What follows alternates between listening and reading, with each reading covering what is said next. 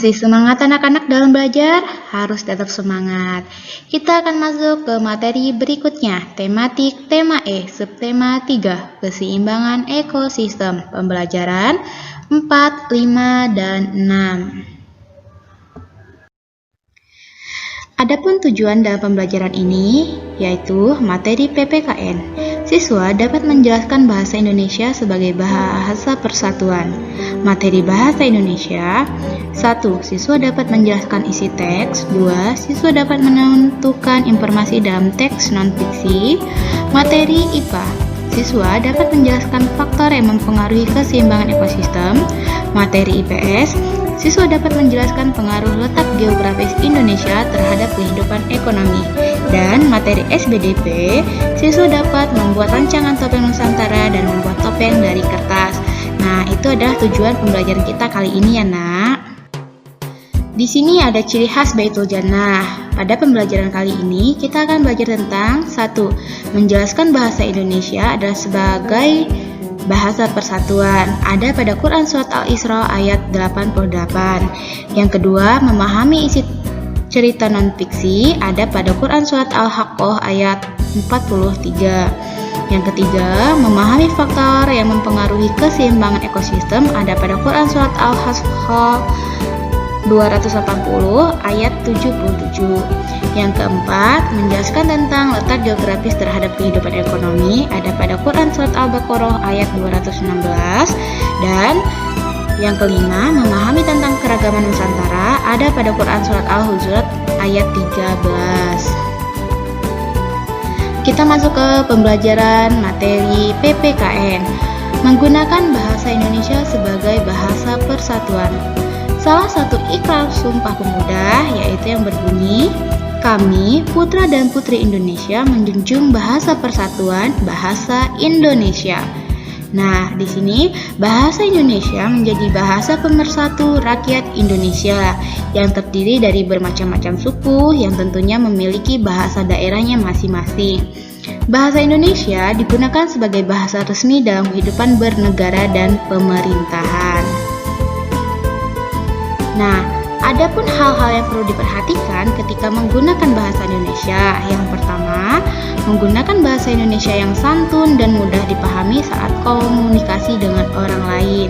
Yang kedua, menggunakan bahasa Indonesia yang baku, misalnya saat menulis surat atau mengerjakan tugas.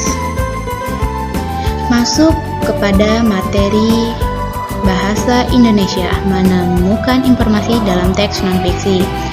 Ada beberapa cara untuk menemukan informasi dalam teks non-fiksi. Yang pertama, membaca secara keseluruhan. Dengan membaca secara keseluruhan, kita dapat mengetahui apa yang dimaksud dalam teks. Yang kedua, mencari gagasan umum atau pokok permasalahan. Dengan mencari ini, kita dapat menemukan informasi paling penting pada teks tersebut. Yang ketiga, mencatat kembali atau meringkas teks. Dengan ini, kita dapat mengetahui informasi secara mudah karena sudah ada catatan yang ringkas. Sekarang menjelaskan isi teks. Menjelaskan isi teks berarti mengetahui informasi penting yang ada dalam teks. Adapun langkah-langkahnya untuk menjelaskan kembali isi teks sebagai berikut. 1. Bacalah keseluruhan isi teks. 2. Tuliskan dalam bentuk poin-poin. 3. Sampaikan kembali informasi tersebut dengan bahasamu sendiri. Masuk ke pembelajaran IPA. Menjelaskan faktor yang mempengaruhi keseimbangan ekosistem. Ada faktor yang mempengaruhi keseimbangan ekosistem sendiri kebanyakan memang akan dipengaruhi oleh perilaku manusia. Ada beberapa faktor perusak yang sangat berpengaruh seperti yang pertama, penggunaan pestisida secara berlebihan. Apa itu pestisida? Pestisida adalah salah satu obat yang digunakan untuk mengusir hama pada tanaman. Jenis dari pestisida itu sendiri sangat banyak sekali. Ada yang memang diperuntukkan untuk serangga, hewan, dan tanaman. Namun, jika penggunaan pestisida ini dilakukan dalam kurun waktu lama, maka timbunan bahan kimia yang terkandung akan sangat berbahaya. Penggunaan pestisida yang berlebih bisa mengganggu siklus rantai makanan pada ekosistem tersebut. 1. Pembakaran lahan. 2. Perusakan terumbu karang. Ekosistem laut adalah salah satu ekosistem yang membutuhkan waktu lama untuk pulih. Kerusakan proses pemulihan ini sendiri tidak dapat pulih dalam hitungan 1 atau 2 tahun saja.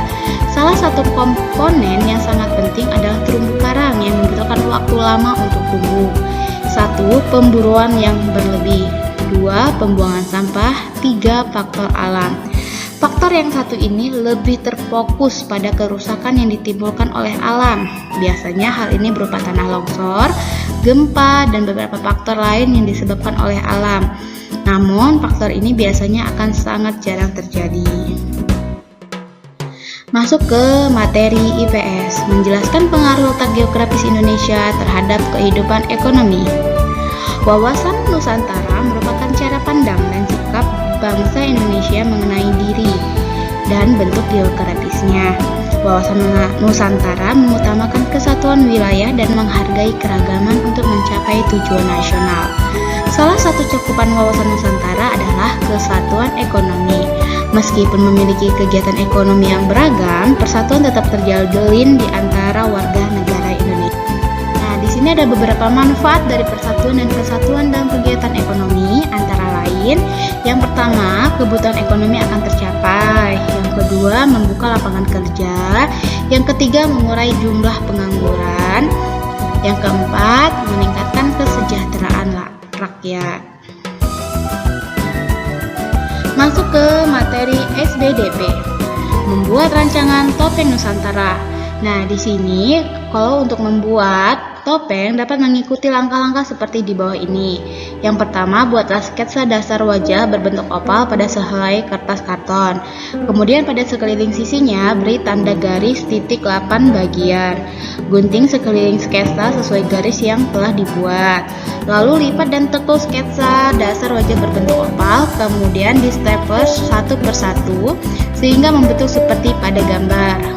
Gunting kertas koran berukuran kecil, tempelkan potongan kertas pada bentuk dasar wajah topeng. Agar bentuk dasar wajah topeng dari kertas koran menjadi keras.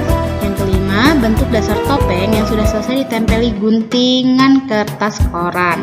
Yang keenam, buatlah bagian-bagian wajah topeng seperti alis, hidung, pelipis, dan mulut dengan teknik melipat, menggunting, dan menempel. Caranya sama dengan cara membuat bentuk dasar topeng di atas, hanya saja ukurannya lebih kecil dari sebelumnya. Ukur dulu posisi mata, hidung, mulut sesuai wajah kita, kemudian dilubangi. Yang ketujuh, setelah bagian-bagian wajah selesai ditempel pada bentuk dasar topeng, tempelkan kembali guntingan kertas koran yang ke seluruh bagian wajah topeng sehingga topeng menjadi keras. Yang kedelapan, selanjutnya wajah topeng diberi warna sesuka hati kita. Gunakan cat air, cat untuk poster atau cat kayu. Selesai deh topengmu. Nah, di sini ada gambar-gambarnya nak ya, cara membuat topeng. Nah, sekarang cara membuat topeng dari kertas. Topeng dapat digunakan sebagai salah satu properti tari atau pertunjukan seni khas daerah. Topeng memiliki ciri khas atau karakternya tersendiri. Nah, di sini ada contoh topeng. Nah, dalam langkah-langkah pembuatan topeng kertas, di sini ada 3 langkah ya nak. Yang pertama, siapkan topeng yang telah kamu buat sebelumnya. Yang kedua, buatlah lubang kecil di kedua sisi topeng untuk mengaitkan karet. Yang ketiga, ikatlah karet gelang yang telah disambung sepanjang lingkar kepalamu di kedua sisi topeng. Dan topengmu pun siap digunakan. Nah, sekian materi yang telah Umi jelaskan. Dari materi ini kita akan menyimpulkan apa yang telah kita pelajari. Materi PPKN, kalian dapat menjelaskan bahwa bahasa Indonesia adalah sebagai bahasa pemersatu atau bahasa persatuan. Dan materi bahasa Indonesia, mengetahui dan memahami isi teks. Yang kedua, kalian bisa menjelaskan informasi dalam teks non-fiksi.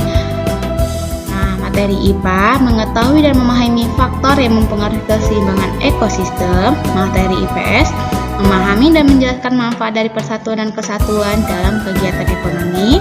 SBDP, mengetahui dan memahami rancangan topeng Nusantara dan topeng dari kertas. Nah, sekian. Setelah materi yang telah Umi jelaskan, semoga anak soleh-solehah terus tetap semangat ya dalam belajarnya. Untuk tugas anak-anak soleh dan solehah dapat dikerjakan di modul halaman 79 dan 80. Selamat mengerjakan. Umi akhiri. Wassalamualaikum warahmatullahi wabarakatuh.